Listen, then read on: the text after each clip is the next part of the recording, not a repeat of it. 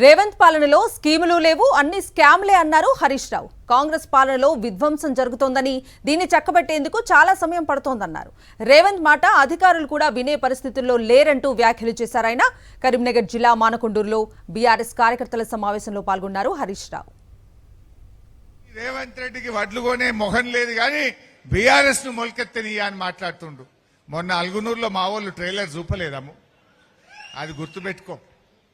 ఇవాళ రేవంత్ రెడ్డి ఆయన పరిస్థితి ఆయనకే మనకంటే బాగా అర్థమైంది. మొన్న బహుశా మీరు చూసి ఉంటారు. అరే నేను చెప్తే ఆఫీసర్లు ఇంటలేరు అంటుండు. హైదరాబాద్ లో వర్షాలు పడ్డాయి, యాడికాడ ట్రాఫిక్ జామ్ అయిపోయింది, నేను ముందే చెప్పినా కానీ నా మాట ఎవడు ఇంటలేడు అన్నాడు. ఎందుకు ఇంటలేరు? నీ పని అయిపోయిందని వాళ్ళకి అర్థమైంది. నీ పని అయిపోయింది కానీ ఉండేది లేదు కనుక నీ మాట ఎవడు వినకుండా అయిపోయింది, నీ పతార కథమైపోయింది. మరిన్ని అప్డేట్స్ కోసం ఛానల్ ను సబ్స్క్రైబ్ చేయండి. నోటిఫికేషన్స్ కోసం బెల్ ఐకాన్ పై క్లిక్ చేయండి.